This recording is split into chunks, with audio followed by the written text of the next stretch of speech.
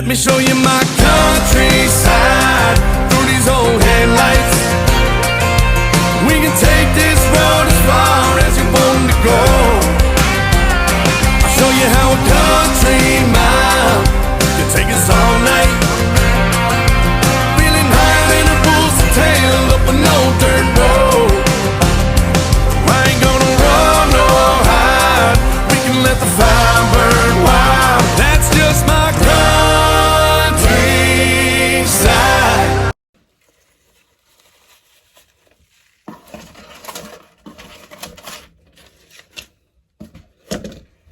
Hey guys, what's up? Welcome back to the channel. If you are new here, welcome. If you are a returning subscriber, thank you for clicking that button and hanging out with me for another video. I wanted to take a second and kind of get down to the nitty-gritty of seeds and gardening, the whole thing.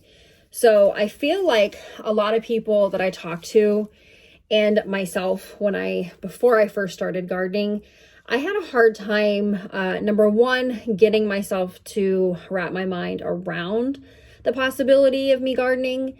It wasn't something that I was raised doing. It wasn't something that my mom did. It wasn't something that anybody in my family did. So the concept was very scary. I didn't know where to start. And so I wanted to do this video to help people that are not familiar with gardening, seeds at all. So they're not really sure where to start. So I wanted to do this to help y'all.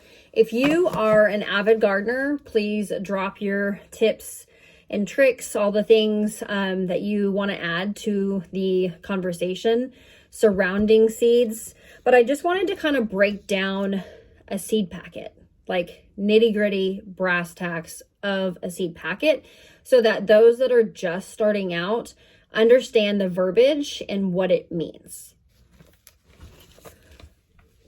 Okay, so take this seed packet, for example.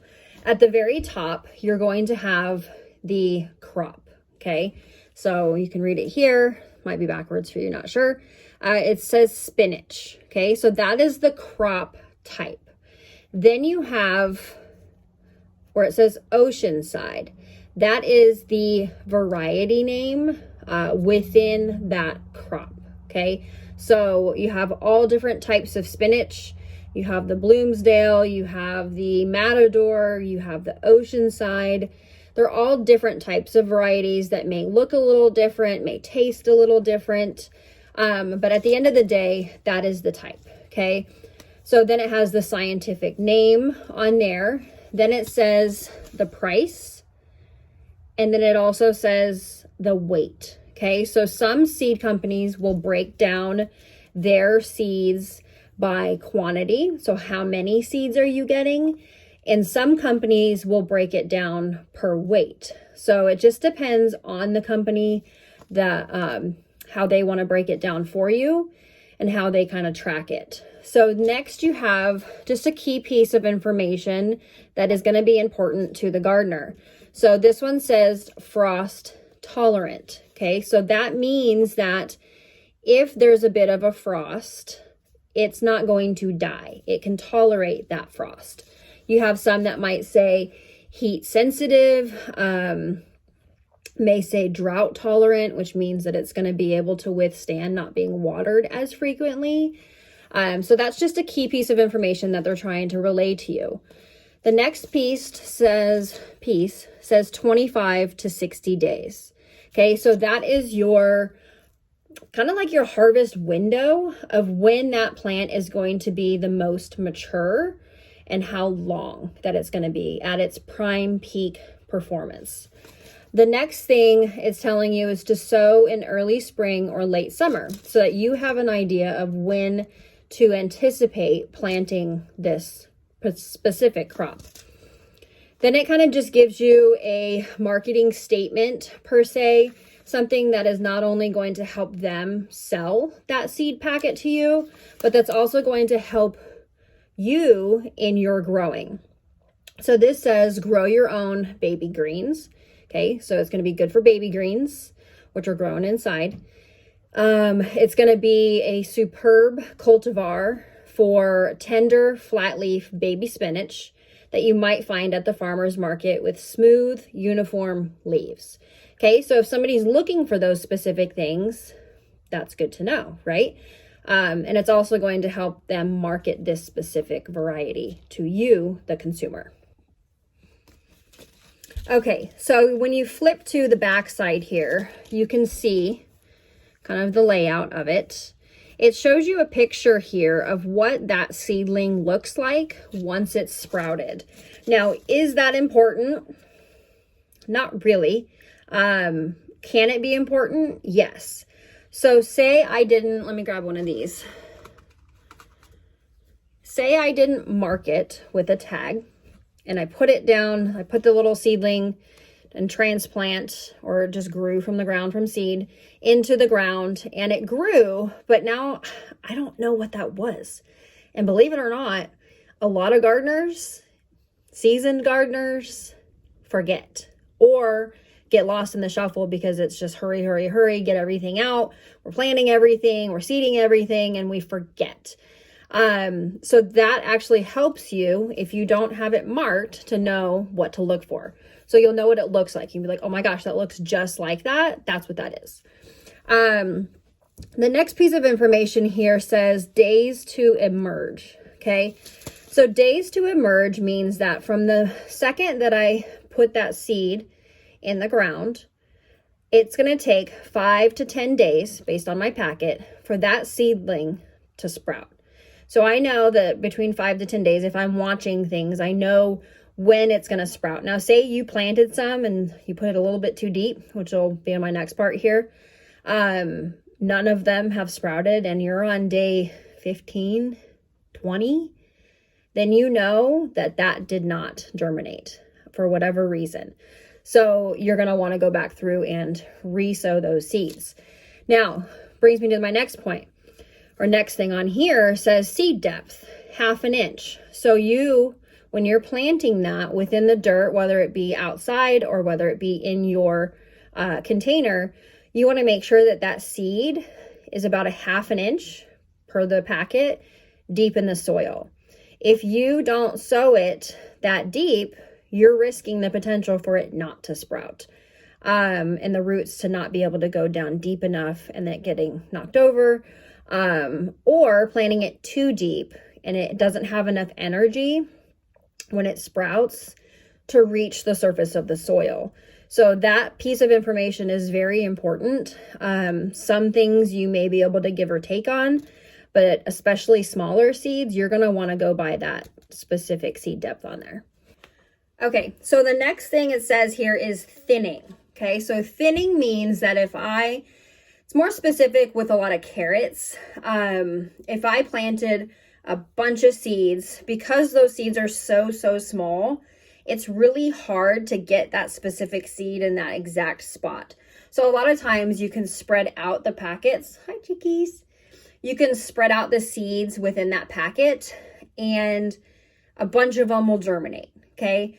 So you will have to go back through and thin them, which means that if I have these 4 seeds, say each of my fingers is a seed, you don't want it to be super close together because then this one isn't getting the nutrients or water that it needs or the space to grow big enough to become a nice full-size carrot.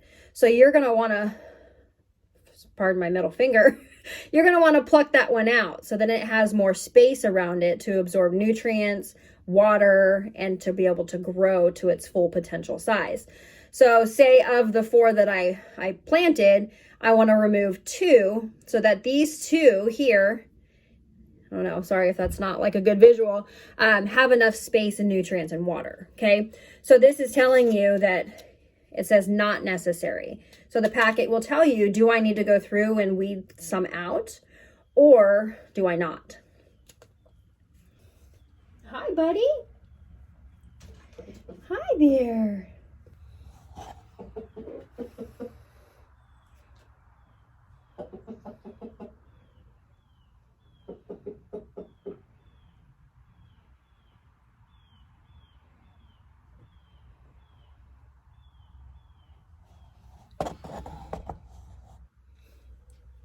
We have a little visitor. Okay. So the next part of the packet, it kind of gives you this description here at the top. It's just going to tell you some pertinent information that you may know, that you may want to know, that may be important or may not. It's completely dependent upon what you're looking for. So it says Oceanside is this perfect spinach for tender baby greens. Okay. Enjoy deep green, flavorful, easy to clean leaves in just 25 days. Okay. So that's 25 days. Sometimes things take longer than that. So that might be important for some people. Great for fresh salads or added to stir fries at the last minute. Spinach packs a punch when it comes to vitamins and minerals. So if you're looking for something that is high in vitamins and minerals, then that's important, right? Full grown plants in 40 to 60 days. So you know what to expect. Plants are resistant to downy mildew. So if you're living in an area that is humid, like North Carolina, which is why I have this packet, then resistant to downy mildew is going to be important. Okay. So this packet sows up to 7 feet. So if I were to sow in a line, it would sow me 7 feet worth of that spinach. Okay. So the next part here is when to sow outside. When to sow outside in the black bold, and then when to sow indoors. Okay, one of these is going to say that it's recommended over the other, which this one happens to be the recommended to sow outside. So it says to sow outside 4 to 6 weeks before your last average frost, which ours here is the first week or two in April.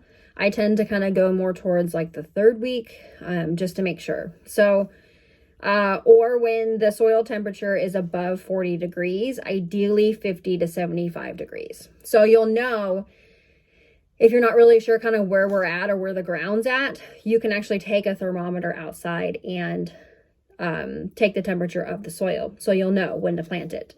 The next part here is successive sowings. Every 2 weeks until 2 weeks before your average first fall frost date. Tongue twister. So that's telling you, if you're not familiar with succession sowing because you're new to gardening, don't worry about that part, okay? If you are new and you still want to do succession sowing or know what it is, it's basically, say I planted spinach today, okay? So this is saying that you can do it every 2 weeks. So if I want to have spinach throughout the entire season, as so long as it's heat tolerant, then I can sow more seeds in 2 more weeks. So that by the time these are ready to eat, I have more that are getting ready to be eaten, right? So they're growing. And then 2 weeks from that batch, I can plant another succession sowing of the spinach. So then you're just kind of rolling through the season and you always have this fresh harvest of spinach. It's the same thing for other plants. Some people only have, like, for say tomatoes or peppers, you only have one main growing season. Like Ohio, they have one growing season. Places like North Carolina here, we have 2 growing seasons for things like tomatoes and peppers. But there are some smaller dates, like if say the maturity is 25 to 60 days, then I can sow that every 20 to 60 days and continue getting multiple harvests because it's a shorter maturity date. So hopefully that helps with the succession sowing if you're not sure what that was. It is saying that if it's mulch, spinach can overwinter in sub-zero temperatures. Okay, so that is important for people that say, even if you want to grow in a high tunnel over the winter, that would be important to know that, right? Soil temperatures above 85 degrees halt germination. So see, that's where it's important to know that during the summertime, they're not going to germinate. So I have to wait until it gets cooler than that 85 degrees in order for germination to happen. Okay. So when to start inside, it gives you those directions and kind of a breakdown. Grow indoors anytime of year for baby greens with indoor temperatures 60 to 75. So as long as the inside temperatures are that, then you can grow it. If say you're going to grow it in your basement or in your crawl space or wherever you have out in the garage or whatever, then you're going to want to make sure that those temps stay between 60 to 75 degrees. And then it also gives you a breakdown on the succession sowing. Okay, so we're almost done here. The last part of this is, it mentions that the seeds are not treated. Sometimes companies will treat them to help preserve them longer, not stick together so much. So sometimes they do treat them. And just because they don't mention it doesn't mean that they are spraying. So that's something that you have to kind of investigate within each seed company to verify that. And then it says non-GMO. So all seeds that you're going to have access to as a regular gardener or grower are going to be non-GMO. Okay, so because of this whole scare with the GMOs, and I mean, quite frankly, rightfully so, there is a potential for people to, or seed companies to market that and mention that because they know people are paying attention to that. But some people may not know that any seeds that you're going to get from the store will be non-GMO because you're not a mass conventional farmer, where they only have access to that because of the patents that are involved in that. So just a key piece of information, all the seeds that you're going to find on the shelves are non-GMO. So then it has the company information down here at the bottom. And then down here, or sometimes it's on the front of some seed packets, it's going to tell you the lot number. It's going to tell you that it's packed for 2024. And then it's going to tell you the sell by date. It says 12/31/2024. Does that mean that next year these are not good? No, it doesn't mean that. Seed companies are regulated by the people that make those regulations to give off that information, to provide that information. So does it mean that it's going to expire next year and I can't plant these? No. Does it mean the year after that I can't plant them? No.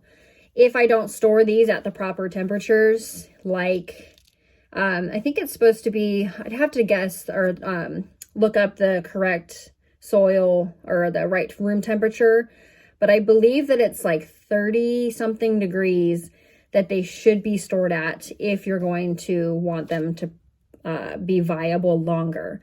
So that is part of that. I don't store mine in the fridge or anything like that. It's too, what do you call it? Vital of a space. So I need that for other things, but I store these at least room temperature. Now the viability for these seeds and the germination rate may go down. And that's another piece of information that a lot of them will have. This one doesn't specifically have it. They'll say, like my other packets will say 85% germination rate. Like on this one, germination rate, 85%. So that means that of all the seeds that I'm going to plant of this, when it's brand new, it's going to sprout 85% of the time. Okay, so 85% of them will sprout. So does that 85% go down, say this year, because this is packed for last year? Sure, some of that might go down, but it doesn't mean that they're all bad. Okay, so if you want the highest potential for germination, then you're going to want to get some fresh seeds. Now, that doesn't mean that I would go throwing all my old ones away. No, definitely not. And then I just kind of brought some seed packets will give you a map that will tell you when to sow them outdoors. So say North Carolina here, we're kind of in between purple and orange. So it says January to March and August through October, or March through May and August through October as well. So it'll kind of give you specifics when you're able to sow that. This is another example of a seed packet. Okay. And that one says plant spacing, the life cycle. It'll tell you like annual or perennial, or biannual is another one. Annual just means that it's going to grow this year, and then unless you get seeds off of that plant, it's not going to regrow. So those roots in the ground are not going to continue to produce year after year. Okay. So here's another one. Okay, so it has doesn't have as much information on the front, but it's got its information on the back with the spacing, germination, maturity, all at the bottom. Okay, so I hope that helps somebody just kind of understand some of the lingo involved within those seed packets. It's all, it's not hard. And if you wanted to just kind of Google one thing at a time, if you're not sure about it, even after this video, or if you needed to reference this video or something else, just Google it and look it up. But don't let this kind of overwhelm you to where you don't want to garden, because it's really, once you get into it, it's not hard. It just takes a little pause to allow yourself to absorb it. So anyhow, I hope that this helped. I'm going to hop off here and go check on those boys. So I'll catch you on the next one. Please make sure you pound the like button and the subscribe. That helps our family to be able to grow this channel and provide you guys with information that we pray is valuable to you. We've been blessed, and I pray that we're able to be a blessing to y'all too. So we'll catch you on the next one.